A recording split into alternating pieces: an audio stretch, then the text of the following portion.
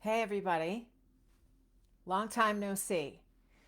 Welcome to 2024. I'm a little late welcoming you into, let's see, can I get my picture here? I'm not very focused. There, it focused. Good. Welcome, 2024. Trust and be brave. It's the middle of February, which gives you an indication of how long it's taken me to acclimate to the fact that it's a new year. But here we are. Um, I hope that you will make yourselves known in the comments so I know to whom I'm speaking. That's always super, super helpful. Hey, John, there you are. Happy New Year. Happy February. Happy Valentine's Day. Oh, let me close my mail. That's always a thing. Um, there we go. We have a few things to talk about today. Uh, um, One just being, an overall general, how's your year going? How are things? You getting off on the right foot? I'll just tell you how mine is. It's very slow going, but some years are like this. Um, so it's part of the deal. And I always like to encourage you to take what the year brings and always know that there's opportunity in whatever it's bringing, whether it's work or whether things seem slow to you. That's always a good time to catch up on other parts of your voiceover business that sometimes take a back seat, right, to auditioning and to work when it comes. So that's kind of what I'm doing. And of course, it's tax season. So getting that all together, um, closing one corporation and opening another here in Tennessee, which I did last year. So it's a lot. That's what I want to say. Taxes this year are a lot, but hopefully that'll be the end of too much complication after closing up 2023. Um, so I had a couple of questions on the mentor. You are the mentor Monday, which is great, and I hope that people will continue to participate in that um, because it's so helpful to others. It truly is, and it also gives us a sense that we have something to contribute. We have our own particular knowledge and experience that we can share, which is, it's really um, it's just so important. I mean, even after so many years of being in this business, I was unsure that I had anything to offer a few years ago. Like, what does anybody want to hear from me for? And when I started sharing what I knew, it was like, oh, I guess I do know things, so so that's why it's really important to contribute your perspective to questions that come up in the group. Um, so let's see. Maggie, hi. Where's my comment? Sending you love and saying, hey, Kay, hello. It's there. It's there. Your comment is here. Hi, Joy. Hi, Laurie. How's my sound? Everything okay? Can you guys hear me? I just want to make sure. I think all my settings are as they have customarily been, but please let me know if you're having a difficult time hearing me or anything is weird. So I wanted to get to the two questions at hand, and then feel free to ask questions in the comments section. If anything that I'm talking about sort of trips the trigger of another thought or another question. So the questions that we're going to look at today really have to do with best recording practices, best home studio recording practices. And I want to give a caveat right at the front, and that is that these are my practices. Okay. And so you might talk to any number of other working professional voice actors who are going to give you a different perspective. And then it's really up to you to determine what works for you and make your way. That's really my general philosophy about getting advice from anyone.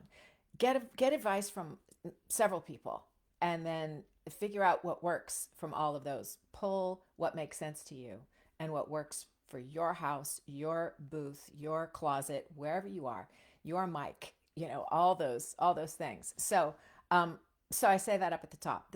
These are just things that I find to be really important. And I do think that there are some basic things that kind of cross every voice actor's, list of must-haves in the booth. How you go about getting those things is what is where you get to explore, right? Um, so I'm going to make this assumption that we all have imperfect booths. I certainly do, and I always have had an imperfect booth. And there, most of the time, I couldn't even call what I have a booth. I generally find myself in closets of various shapes and sizes over the course of time that I have had a home studio, which is, what is it, 2023? Like 15 years, 20, I think 2020, no, sorry, 2005. So yeah, almost 20 years having a home studio. I had a booth built in a house that my husband at the time, that the two of us bought, and it was a beautiful booth. We lived in Kansas City, a suburb of Kansas City, for like 6 months. And then we were so this is a whole nother thing, like, that seriously requires some tequila to tell the whole story. But um, we just hit that housing collapse in the mid 2000s, and so that house is gone, and all the thing along with my booth is gone along with the house. So that's the only time I ever built a booth, if you will, and look what it got me. So I work out of closets. And I think that's perfectly acceptable. And that is why we sort of need to talk about best practices, because they are imperfect spaces. And what we're after is getting as good a sound as we possibly can in the booths that we have. And so we're obviously going to need some form of sound absorption. And again, for the most part, in my booths, that's been clothing. That clothing in the closet has been a major part of it. And then various kinds of baffling around, but I've always had inexpensive egg crate kinds of baffling. Um, and having things up in the corners, because in the corners of a room is kind of where sound gets a little whack, and that's a professional term, where things can bounce and get kind of weird and you don't kind of know what's happening. But so it's always good to have something in corners. Um, and I always tell people with whom I'm working, when they ask me about my studios, like, do you have a soundproof booth? It's like, no, I have a sound treated booth. There's a difference. My booth is not soundproof. I don't have a whisper room or a studio bricks or anything like that. And I think those things are quite expensive and not necessary at all, ever. Um, Depending upon where you live, right? If you live next to a freeway, it may be that you need like a studio bricks or a whisper room. That may be the case. In which case, you're going to have to save for one, because they're really, really expensive. Um, so, sound treatment to control the bounce, right, in the room, in the closet, in the space. Um, you obviously need a really good microphone. I think, and I'm not a microphone expert. I work on a Sennheiser 416, which is a single direction mic. It's best for noisy spaces because it doesn't pick up the whole room. It's like it's getting your voice from one direction, as opposed to a TLM 103, for example, which is an omnidirectional mic. It picks up the entire room. And so my booths have not been sound treated to the extent where that mic works really well for me, even though it's my favorite microphone, the TLM 103. I think I sound best on it and it's a beautiful, beautiful microphone. Um, Nonetheless, I don't use it. Maybe one day I will have, a booth that's actually soundproofed and I will feel better about using it. But it is a good microphone for video game and animation kinds of stuff where you're kind of back from the microphone, right? But the further away from the microphone you get, the more the room you're going to pick up, which is why it generally doesn't work in just a sound treated room that might have a lot of exterior noise that you're contending with. So so you need a good microphone. That's another topic altogether. And there are microphone experts that I can certainly refer you to. I'm not one of them. I just know what I have and what I use, and it works for me. And both of those mics, the Sennheiser 416 and the Neumann TLM 103, Sennheiser and Neumann are now one company, but they still brand their microphones separately.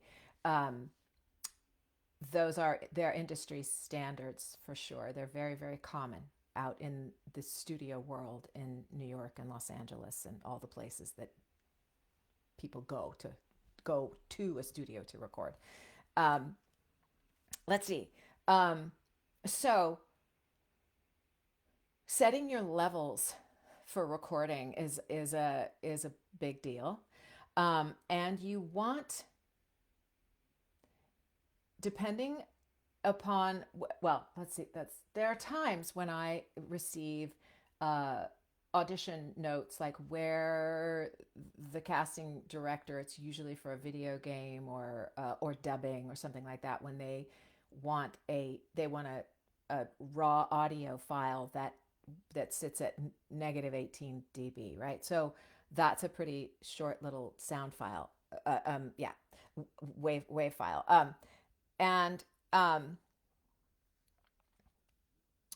you can see that depending on the software that you use, there's usually a measure that you can see in your recording, in your wave file as it's going by, that will tell you, what the level of your recording is. Okay, so that's something that you want to take note of. Okay. And then knowing how to set the level, knowing that you need to set different levels depending upon what kind of read you're doing. If it's a commercial read, there's a particular, level that you want it to be. If it's we'll come back to what I do to my commercial auditions versus what I do with video game auditions and animation auditions. In video game and animation auditions, you're going to want your level to be quieter. You want your gain to be less so that you're able to be louder, right? Animation and video game auditions have a big range of volume. One part of the audition can be, close up and really intimate, and another you can be screaming across, the field at your soldiers, your comrades, whatever, battling monsters, right? And that's going to be a much, much higher level. So you need to kind of experiment with that. I can't tell you what levels those need to be for you. It depends upon your room. It depends upon your microphone. And it's really a matter of experimentation. You can't be afraid to experiment, right? And I would say do your experimenting in your off time. That's a really good use of your time when things are slow. Like get in the booth and practice talking at different levels and see what the sound file looks like as you're recording. Listen back, see what it sounds like when you're peaking, right? And the top of the sound file gets distorted and you go, oh, that's too much. And then you learn to adjust your gain accordingly, right? Let's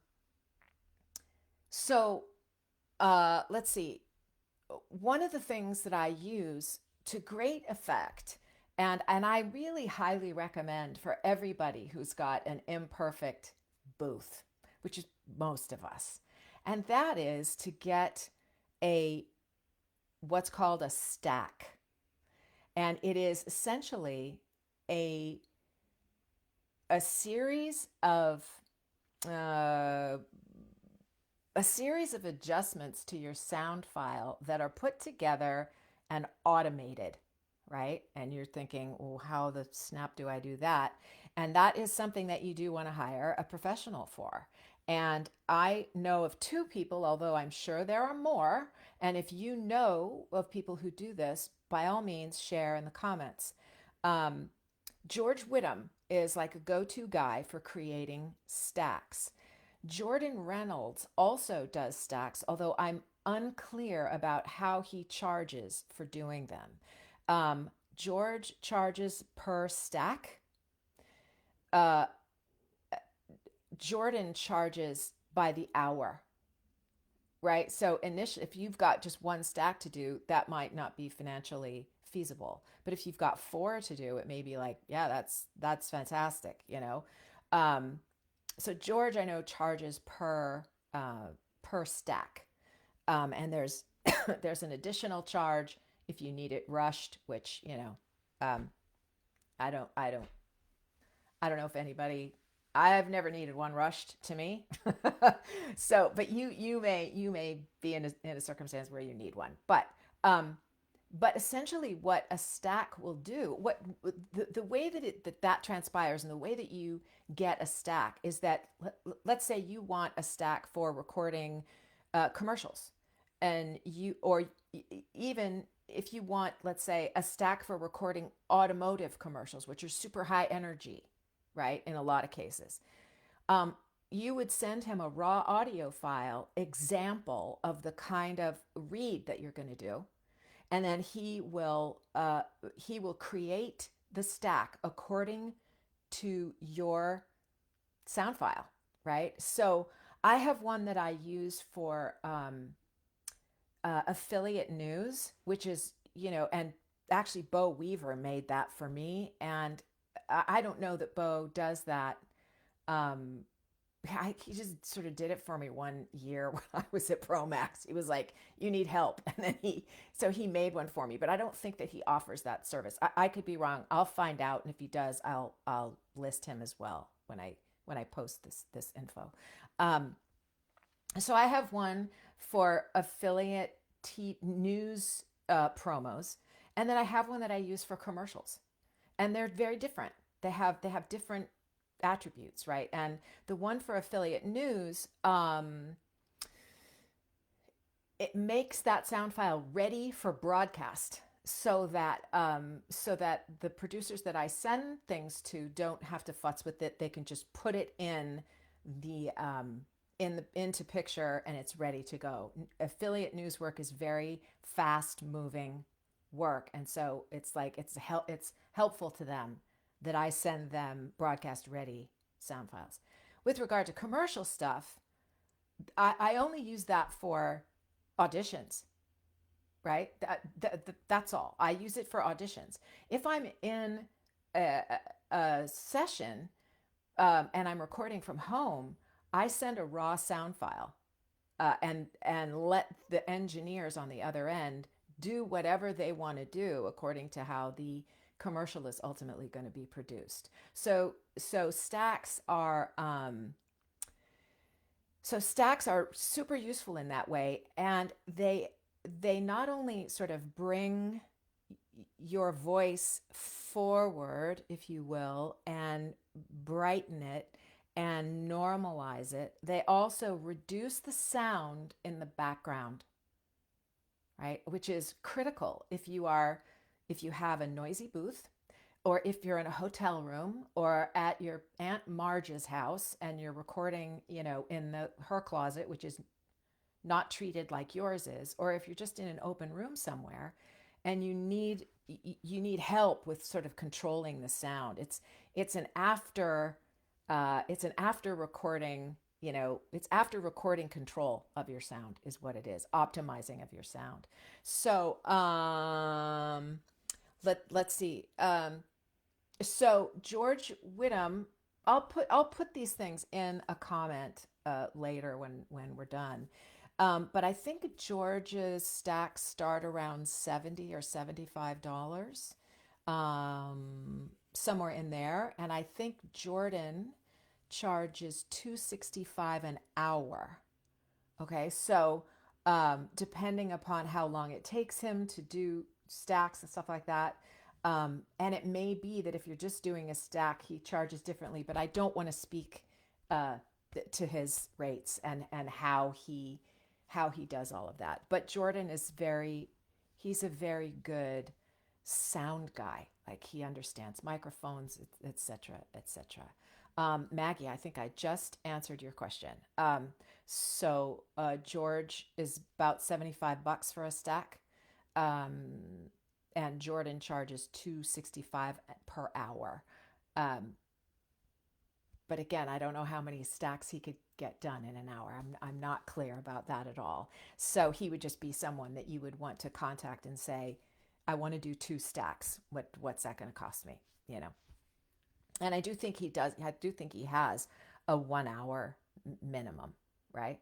Um, so there's that. That I feel like is the biggest piece in my home studio um, bag of tricks is having stacks. Um, Super helpful, and they're so easy. I use Twisted Wave, and when my file, I've prepared my file, and I'll talk about that in a second. I just go to the drop down menu, um, and I can't remember what heading it is, but I just use the drop down menu, and there's a thing in Twisted Wave that says, stacks. And then I click on it and I go to the one, that says commercial, and I just click the button. It brings the thing up and I say apply. And poof, there it is. It's all done, right? It's just really really easy. Let me just look quickly here to see about your comments and see if I can answer any of these things. Mike, hi, how are ya? Hi, Genevieve. Um, yeah, Genevieve, yes, even it's true. Even things like whisper rooms and studio bricks aren't perfect either. And so it's helpful to have a stack, I think, anywhere you might be. But there are certain parameters, like if you're truly living like next to a freeway or there's a lot of helicopters or what have you, and you can afford a booth like that, that's great, but if you own your own house and you have a closet, you can also hire somebody to come in and make your closet into a studio, and I'll betcha it's going to be a lot less expensive even than that. I mean, because some of those studio bricks and stuff, they can cost between five and $15,000, and I would like remodel my closet, and make everything the way I wanted it. Uh, I think before I would bring in a giant thing into my house. So let's see. Yes, the way to feel more confident in setting your levels is to experiment. Um, that is the case. Mike, Jordan may be presets for commercial character and will do them per your request based on your studio sound. Yes, exactly. Troy, I have an accent, but not sure it hurts more than it helps. I'm going to talk about that in a minute. That's our second topic. Hello, Robert Paulson. Uh, how are you? Happy Valentine's Day to you, sweetheart. Um, let's see. Joy, are stacks files where the sound and music are already programmed? No, they are not where sound and music are already programmed. There's no music involved in this at all. They are just they are a series of things that you might do to improve your sound file, right? But instead of having to do them one at a time, like let's say you have a sound file and you need to reduce the noise in between, sentences and stuff like that. So that might be one thing that you do. And then you might normalize. That would be another thing that you would do. And then you want to bring out the high end and roll off the low end. And that might be two things that you do. So So a stack means that you're stacking all of those things together and you're just hitting one button to do them all, as opposed to doing four different actions to improve your sound file. I hope that makes sense.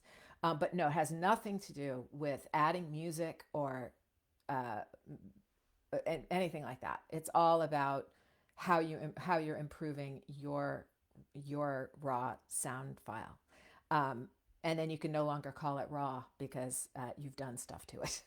um, let's see. I do not, that's correct, Genevieve. I do not use stacks when I'm delivering audio for a job unless they ask for it. Or I might say, particularly if I'm working on radio imaging or something like that, I will say, do you want me to sweeten my sound file? Which is how you might say that.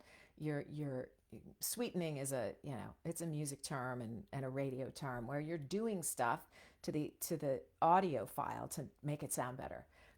So I might ask, but I would not do that on a commercial session where I was online with them, and where they are recording on their end, like through Source Connect, right? I'm recording, and the sound file is theirs. I'm not uploading it to them. I'm not, it's like, and if they just wanted me to, uh, you know, um, record for a backup and send them the backup, I would do nothing to the backup. I wouldn't edit it. I might do what's called a top and tail, the conversation at the top that has nothing to do with the script, the conversation at the end where we're just saying our goodbyes and our thank yous. I might cut those two things off, but then I just send them the sound file just as it is, as a wave file. Okay, let's see. Another thing that you want to do with regard to delivering audio, and these are very rudimentary, so forgive me if I'm telling you things that you already know, but for those of you who might not know, you want to put maybe a second before your slate, half a second to a second before your slate, and then between a second and 1.5 seconds between the end of your slate and the beginning of your first take, right? People who are listening to your audition need to allow them to take your name in, right? It's like if I go K Bess, and it's very quick, but the mind of the listener is going to be like, okay, this is K Bess, and then they prepare to listen to you. It's very quick, right? But if I say K Bess, once upon a time, it's like there's no chance for them to go, who, I'm sorry, who was that? And right. So a little bit of space, right? And then begin your audition. You want to put maybe a second between 7/10 and a second in between takes. Um, I don't know why my camera's not focusing. It's kind of driving me crazy, but oh well. In between takes, right? Again, you want to allow the listener to take a breath, there needs to be a distinction between the first take and the second take. Okay. Then the other thing you want to do is make sure that the sound in the the spaces in between are clear of sound. There's no breath. There's no fidgeting. There's no sound of your mouse, moving. There's no mouth noises. There's nothing. So you want to silence the in between spaces. Okay. Um, and then you want to normalize the um, the sound file. And in every recording software, there is some button, that you can hit to normalize, to select the entire sound file and normalize. And what that does is that it brings the entire sound file up to a particular sound level that really it makes it sort of present, right?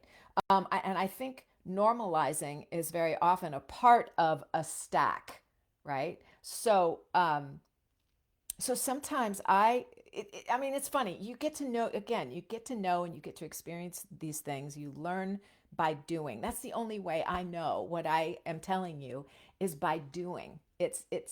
I didn't take a class in how to do this. Every once in a while, a friend would come over and go, "What are you doing that way for? Do it this way." And I go, "Oh, okay, I'll do it that way." So you really kind of have to just experiment. So if you don't have a stack, I guarantee you have normalize. I know that. So so that's again another practice, and it's particularly useful on brand imaging reads where the read is very quiet and very close up to the microphone. It's very close to a whisper, and you end up with a quieter sound file, right? And so when you play it back, you're like, oh, it doesn't sound very present. It's like it sounds so different. It sounds so quiet. Can they really hear it? And so in that instance, what you want to do is select that that's take all those takes and hit normalize, and it will raise the level of everything, and all of a sudden your voice sounds so present, and it picks up all the texture in your voice, which makes that's part of what makes a brand imaging read what it is, and makes a present yet intimate sound. And that's done by normalizing, and it's done by the use of a stack. Okay. Let's see. Maggie, do you use a stack for game auditions? And also, weird question. I've always wondered if sounding too slick and clean might work against me if the client goes on and on about absolutely no slick voiceover acting. Does that make sense? Yes, it does make sense. And I think the slickness is in the read, not in what you're doing to the sound file. Um, uh, uh, as kind of evidenced by just what I said about when we do a really intimate read where we're close up on the microphone and it's picking up the texture in our voice. And texture doesn't usually sound slick. Smooth and breathy sounds slick. But if I'm talking like this and I'm close up to the microphone and it's quiet, it's picking up all this texture in my voice. And then I normalize that. It's the opposite of slick, really. But also slickness has to do with the type of read, not what you're doing technologically to the sound file. That's my sensibility. I do not use a stack for gaming auditions. There may be such a thing, right? I just don't use one because gaming. Uh, um, so yes, you can all normalize your files if you don't have a stack. Yes, you can. And I know this certainly for Twisted Wave, but I'm confident that is the truth about the other very popular sound software, recording software stuff. So game auditions, again, some parts of it are quiet. A lot of times at the end, they'll have you do a bunch of efforts, which are really loud. Those things should be recorded separately. And that allows you then to adjust your gain, right? Do the quiet stuff first. And when you're done with the quiet stuff, however many takes they've asked you for, then do that same number of takes for your efforts and adjust your gain so that you can really be loud and you will not peak, right? And then edit them together, right? Take the quiet first take with the first take of the efforts and put that together, and that, you know what I'm saying? So yeah, and then a lot of times, most times, in fact, in commercial reads, I take out all breath in my commercial reads. That doesn't mean I take out the space that the breath takes up, right? But I take out breath. I breathe like a promo person, so I'm always like this. I take big breaths, and they're very unnatural, and I haven't learned to undo that yet. So I take them out. I take my breaths out. But again, I put reasonable space in between sentences and stuff so that the flow of the sentence sounds natural, even though my breath is not there. There's space for the breath, but no breath. And breathing, all the breathing that you do in video game auditions and animation auditions are very important. They're very important pieces of the audition, right? Because some audition might be like, it might be there's a big sigh, before a thing, or you're really, you're so excited because you just ran to tell this person that the British are coming, and so all of that breathing stuff is necessary to the audition. And very often stacks, depending upon what they're made for, will truncate your breath, right? It'll shorten it and chop off the ends of it, which sounds completely unnatural, and you don't want that. So it may be that if you talk to George and say, I need a stack for video games, he'll go, yeah, I can do that. In which case, great. I don't have a stack for video games and I don't have one for animation characters. But Mike just said that Jordan made one for him for characters. So that's all possible. I just don't edit. I tend to just send raw files when it comes to video game, dubbing, and animation. So that's my sensibility. I do a stack for promo, affiliate promo, and for commercials. But again, that's just me. And other people do other stuff. And that's where you kind of go, huh, maybe I'll try that. If what I do is a lot of video game and animation, God, this thing will not focus there. Because I got to put my hand up and then it will focus. um, if you're finding that you really need to control the sound, even in your animation and video game auditions, then yeah, I would explore stacks for that. Let's see. That's how I get to know my DAW. I just practice it during my off time. Yes, Joy, that's exactly right. That's exactly right. Okay, I want to move on because I've talked so long about this. And again, this is just like getting it started. If people have information you want to share, please by all means. But I've talked to you for 37 minutes already, and I haven't gotten to the regional accents question. So let's move to that, shall we? Um, I It's a different day in voiceover in 2023, and my sensibility is that there is far more desire for um, the uniqueness of everyone's read, who they are, where they come from, um, and uh, and our advertising also.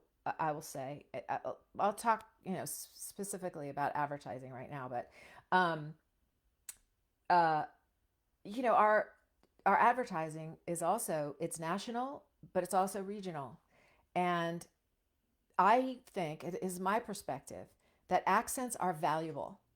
And I don't think in a climate where the overarching message that we get from coaches, from agents, from casting people is that they want us to be authentic, then that includes where you come from. And so your accent is valuable, I think. It is a particular gift.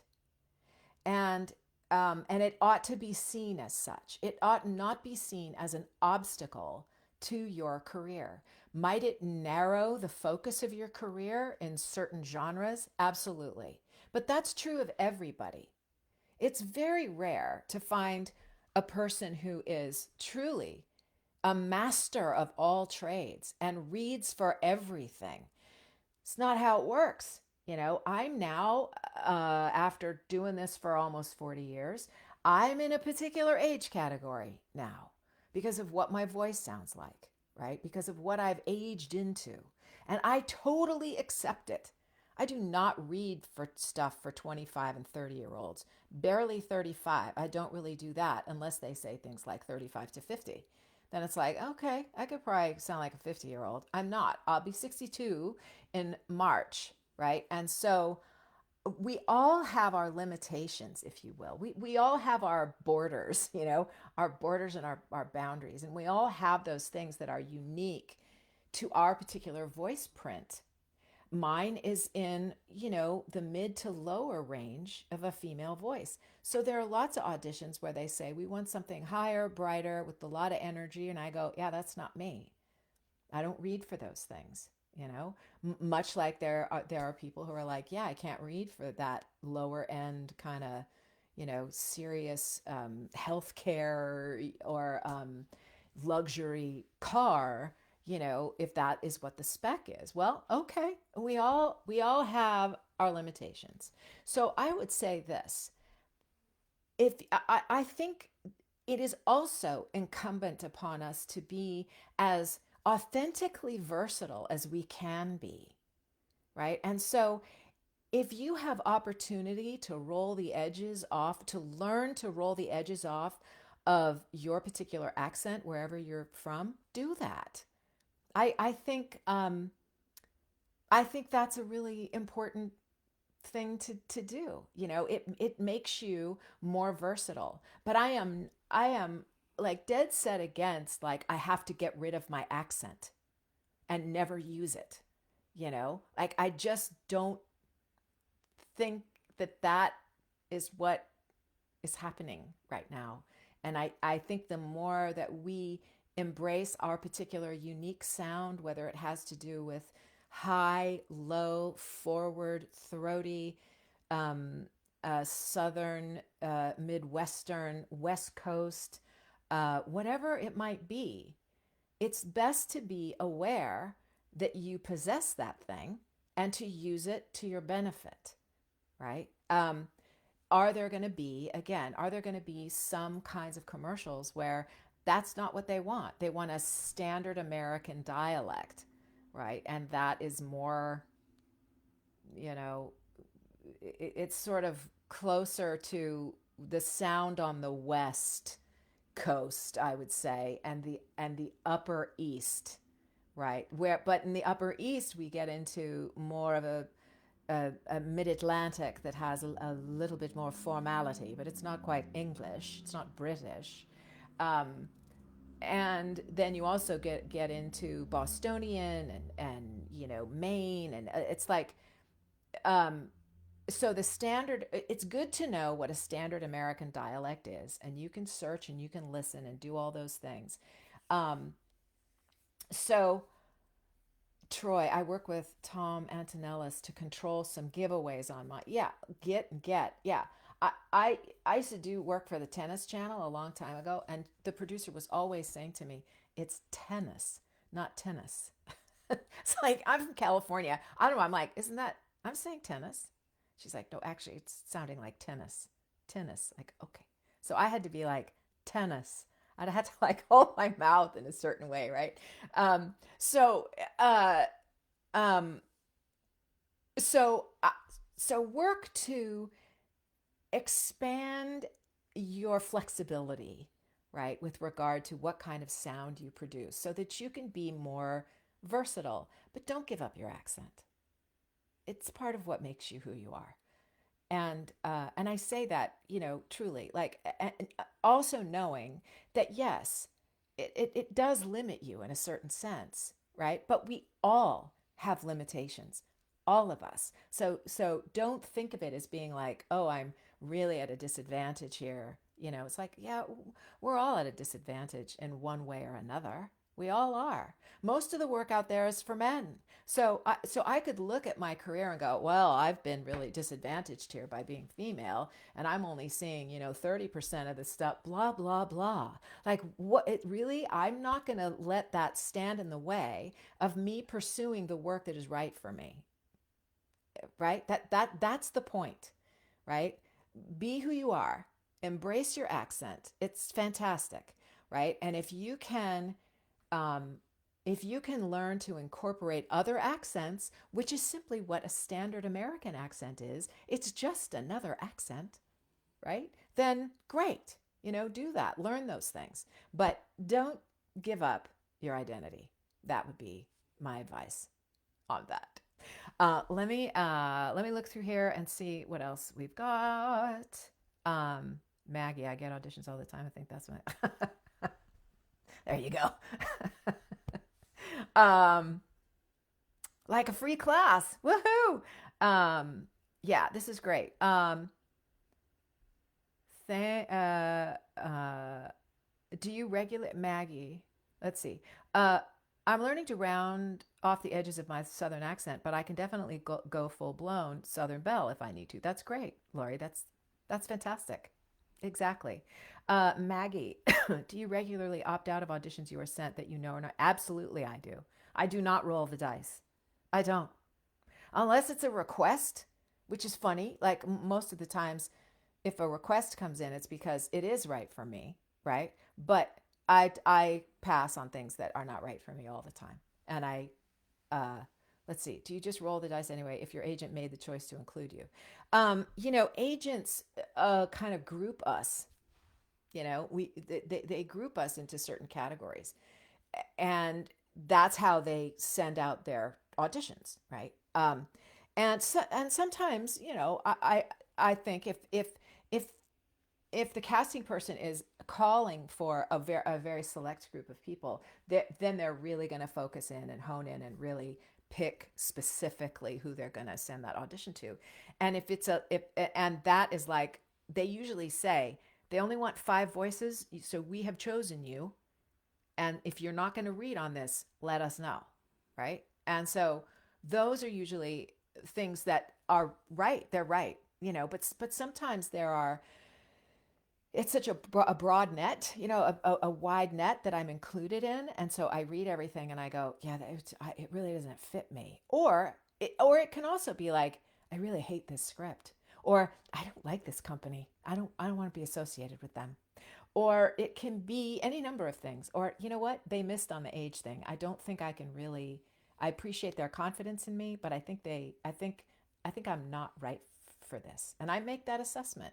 And I actually think those kinds of decisions have a bearing on your booking ratio. If you're reading a bunch of stuff that's not right for you, it just tanks your booking ratio because you're not right for it. So you're not going to be cast. And right? Does that make sense? Um, so uh, let's see.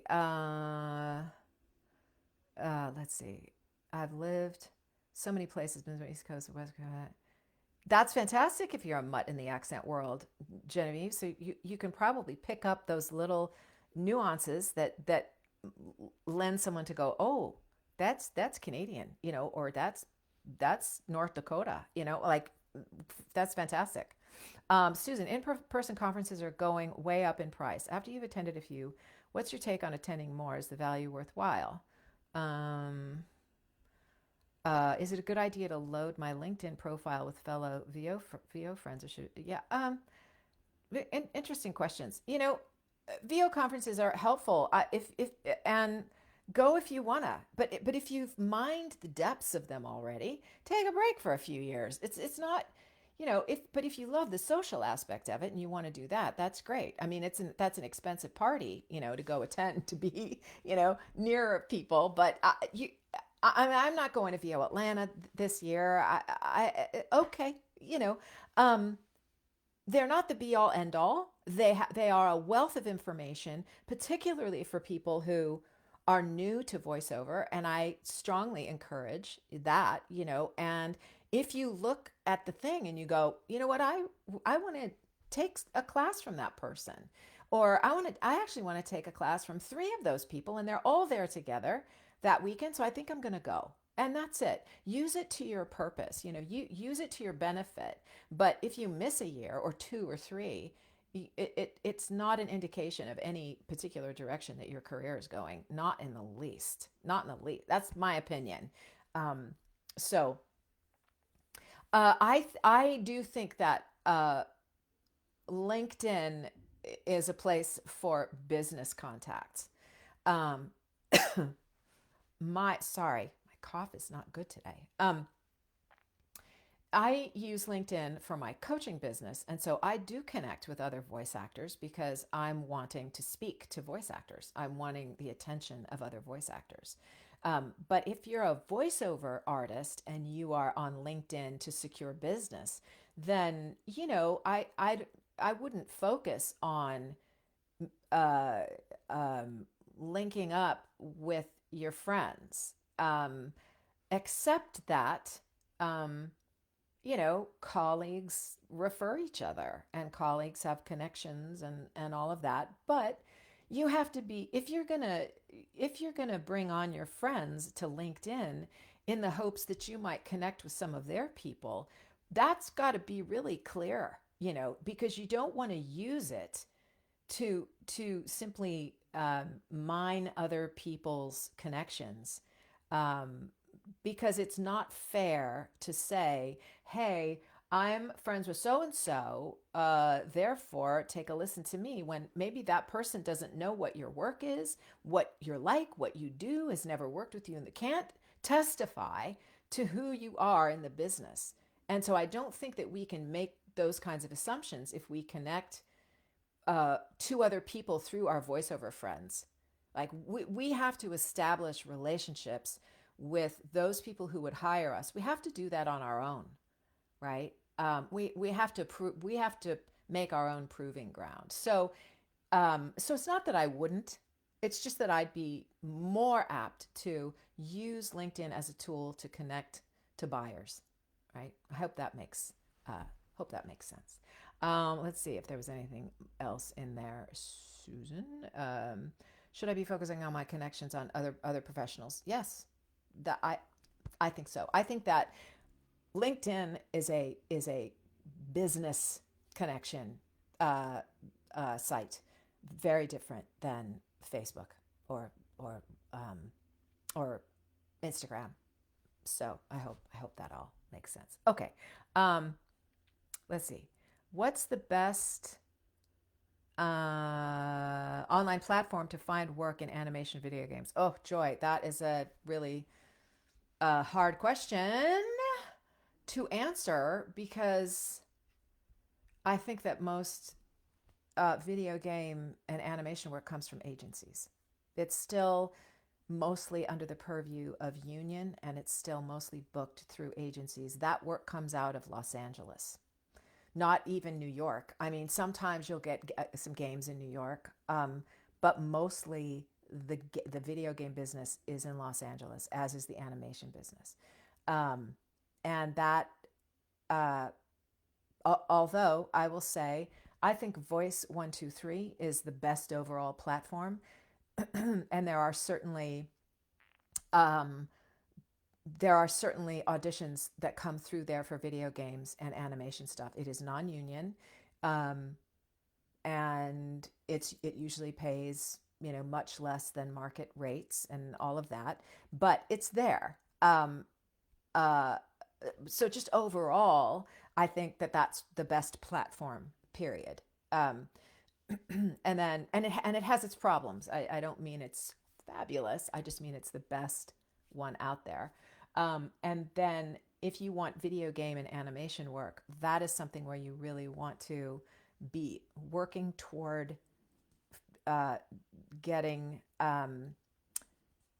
agency representation, because that's really where that happens. It's not true of commercials.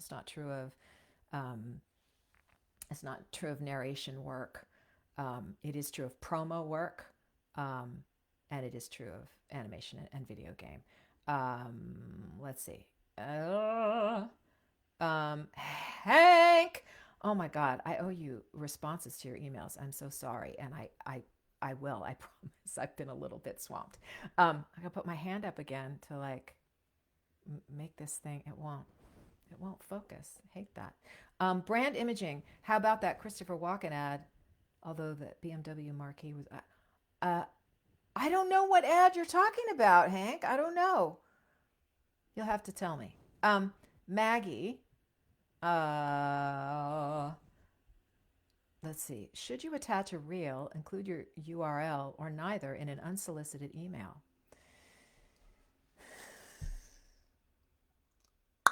I think it's always good to have a URL.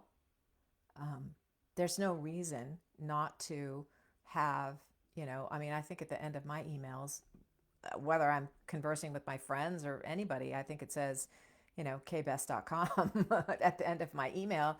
Um,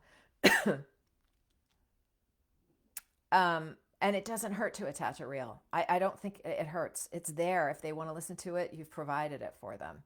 And, you know, why not both? Um,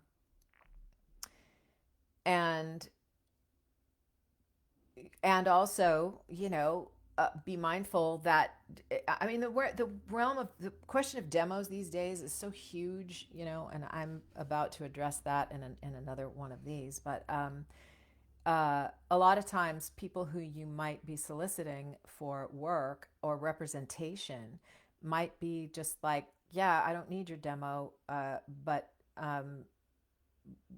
we are taking on new people, so here are 3 pieces of copy. Record them for us and send them back, and we'll make our assessment based on the copy that we've given you. That happens. So I think you have to be prepared for all of that, but I don't think there's any harm in giving information in your email um, that helps them to know who you are. I hope that makes sense. Let's see if there's any. I think that might have been the last question. You're welcome, Genevieve. um, I think that's it. Oh my God, you guys have talked for almost an hour. That's just insane. How would you go about getting agency representation? Joy, that is a huge, huge question. And in a nutshell, I'll address it at another time in depth. I would encourage you to go to my YouTube channel and look through some of the past lives. They're all up on my YouTube channel, right? And I talk about agents. There's an article I just wrote on LinkedIn about agents. Um, Agency representation is one piece of the puzzle of the working world of voiceover. And it depends upon where you are, what kind of work you want to do, and how much experience you've got in your back pocket, and whether or not you have a history of booking. It's complicated, but in a nutshell, I would say that um, you have to have some example of the work that you've done. Um, you have to be earning in voiceover. This is for people who I would say are not young, okay? And by young, I mean like you're not a teen or in your early 20s. So anybody over the age of 25 is like, these are the things you need, you know? Um, so you need a body of work. Um, you need demos of some sort that represent what you do. And you need an introduction from a producer or a casting director. That's how things are in the business these days. Voice actor referrals don't cut it. Not really. Um, in very, very special circumstances that might happen, but it's not very common. Voice actors don't we don't cast, we don't do anything. All we've just been at it longer, and somebody might recognize our name, but it has no standing in the realm of how agents, what an like it doesn't have any influence, on an agent and what an agent is looking for, so those that's in a nutshell, and it's a much more complex topic. But if you're fairly new to voiceover, like you've been at it for less than 5 years, um, there are other avenues that you ought to seek, from which you ought to seek work first. Um, uh, and if you're not in Los Angeles or New York or Chicago, um, it's it's certainly, it's possible to get regional representation, which frankly is great representation. Um, so a lot of times, I think that people think that getting an agent is going to solve all their voiceover problems, and it doesn't at all. It doesn't at all. It's one piece. It's one. I have friends who've been at voiceover for a decade who do not have agents, and they make a far, far better living than I do. And so I think we have to shift our perspective on that a bit in thinking that like that's what we ought to be after, you know. But again, it depends upon the kind of work that you want to pursue. And if it's animation and video games, it's like you kind it's a catch-22 for sure, but it always has been. That's nothing new. Like you have to have some kind of a proven track record somewhere in some way to be able to get the attention of an agent by way of a casting person or a producer or director. So I will try to get at that in more detail in another live. So that's it. My God, it's been an hour. Thank you all so much for attending and for the fantastic, fantastic questions. And if I missed something, I'll go back through and I'll try to just answer like in the comments. Okay. Everybody have a really great rest of your Tuesday. Happy Valentine's Day to you tomorrow. And wherever you are in your life, whether you're connected to another person or not, I hope that you experience a lot of love tomorrow in every which way. And because you are, I do know this, right, that you are totally lovable and worth loving. So I wish you a happy Valentine's Day, and we will talk next month. Keep asking questions, and you can post them on the Monday post, and I will look at them. And if we don't answer them there, then I will address them in a live. So, all right, everybody, mwah! Happy. Nice to see you.